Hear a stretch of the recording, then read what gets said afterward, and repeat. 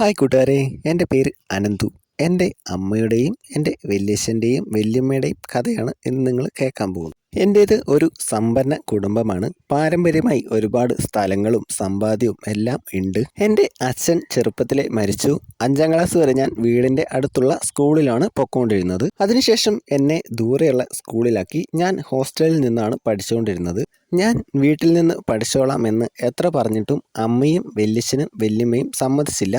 ഞാൻ +2 പഠിക്കുന്ന സമയം സർപ്രൈസായിട്ട് വീട്ടിൽ ചെന്ന അന്നാണ് എനിക്ക് അവർ എന്നെ ഹോസ്റ്റലിൽ നിർത്തി പഠിപ്പിച്ചതിൻ്റെ ശരിക്കുള്ള കാരണം മനസ്സിലായത്. ആ കഥയാണ് നിങ്ങളോട് ഇന്ന് ഞാൻ പറയാൻ പോകും. +2 ജീവിതം അടിച്ചുപൊളിച്ച് പൊയ്ക്കൊണ്ടിരിക്കുന്നു. ഞാൻ മാസത്തിൽ 1-2 ശനിയും ഞായറും മാത്രമേ വീട്ടിൽ പോയി നിൽക്കാറുള്ളൂ. അവധി ദിവസങ്ങളിൽ എല്ലാം അമ്മ എന്നെ വിളിക്കും. നീ വരുന്നുണ്ടോ ഇല്ലയോ എന്ന് ചോദിക്കും. നീ വരുന്നുണ്ടെങ്കിൽ വിളിക്കണം, വിളിക്കാതെ വരരുത് എന്നൊക്കെ അമ്മ എന്നോട് പറയാറുണ്ട്. അപ്പോഴൊന്നും ഞാൻ അത് അത്ര കാര്യമാക്കിയില്ല.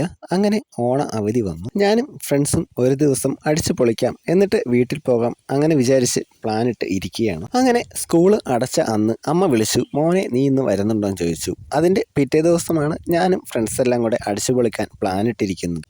ഇല്ല അമ്മേ, ഞാൻ നാളെ വരുവുള്ളൂ. നാളെയാണ് സ്കൂളിൽ ഓണാഘോഷ പരിപാടികളെല്ലാം. അതെല്ലാം കഴിഞ്ഞ് നാളെ വൈകുന്നേരം ഞാൻ വീട്ടിലെത്തുകയുള്ളൂ. അങ്ങനെ പറഞ്ഞ് അമ്മയുടെ ഫോൺ വെച്ചതും എൻ്റെ കൂട്ടുകാരൻ്റെ കോള് വന്നു. അവൻ്റെ അച്ഛൻ്റെ വണ്ടി ചെറുതായിട്ടൊന്ന് മുട്ടി.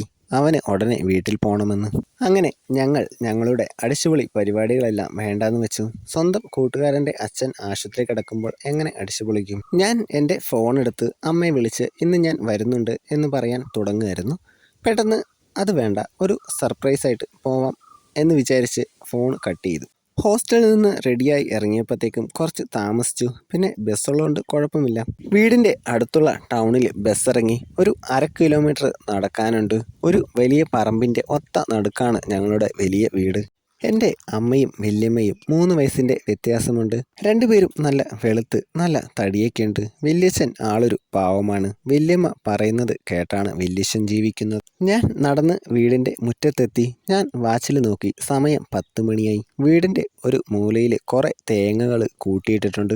അതിൽ പകുതി പൊതിച്ചിട്ടുണ്ട്. തേങ്ങ പൊതിക്കുന്ന പാരയും അവിടെ തന്നെ വെച്ചിട്ടുണ്ട്. എല്ലാവരും ഉറങ്ങിയിട്ടുണ്ടാവും എന്ന് വിചാരിച്ച് ഞാൻ വീടിൻ്റെ തിണ്ണയിൽ കയറി. കോളിംഗ് ബെല്ലടിക്കാൻ തുടങ്ങുമ്പോൾ വീടിൻ്റെ ഉള്ളിൽ നിന്നും എന്തോ ചിരിക്കുന്ന സൗണ്ട് കേട്ടു. ഇത്ര രാത്രിയായിട്ടും ഇവരൊന്നും ഉറങ്ങിയില്ലേ? ഞാൻ അവിടെ തന്നെ നിന്നു. പക്ഷേ സംസാരിക്കുന്ന സൗണ്ടൊന്നും കേട്ടില്ല. ഞാൻ മുറ്റത്തിറങ്ങി തേങ്ങ കൂട്ടിയിട്ടേക്കുന്ന സ്ഥലത്തേക്ക് നടന്നു. അവിടെ പൊതിച്ച തേങ്ങകളെല്ലാം കുറേ ചാക്കിൽ കെട്ടി അടുക്കി വെച്ചിട്ടുണ്ടായിരുന്നു.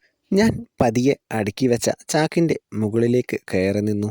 ഇപ്പോൾ ഉള്ളിൽ ലൈറ്റ് ഇട്ടേക്കുന്ന റൂം എനിക്ക് നല്ലപോലെ കാണാം. കുറച്ച് കയറിയപ്പോൾ ആ റൂമിൽ വല്യമ്മയും അമ്മയും ഇരിക്കുന്ന കണ്ടു. ഞാൻ ഒരു ചാക്കിൻ്റെയും കൂടെ മുകളിലേക്ക് കയറി നിന്നു. അപ്പോഴാണ് ഞാൻ ശരിക്ക് എല്ലാം കണ്ടത്.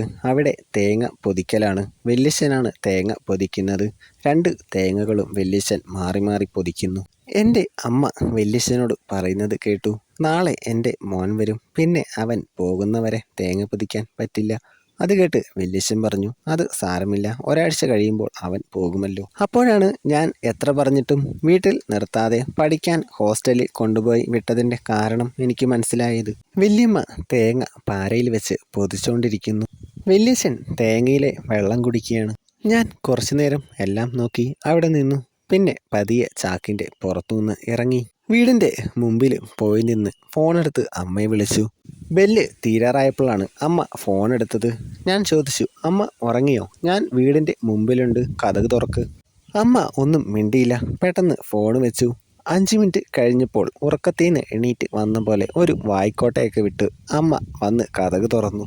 ഞാൻ അകത്ത് കയറി കസാരയിലിരുന്നു. അമ്മ ഒന്നും മിണ്ടുന്നില്ല. 2 മിനിറ്റ് കഴിഞ്ഞപ്പോൾ വല്യമ്മ വന്നു.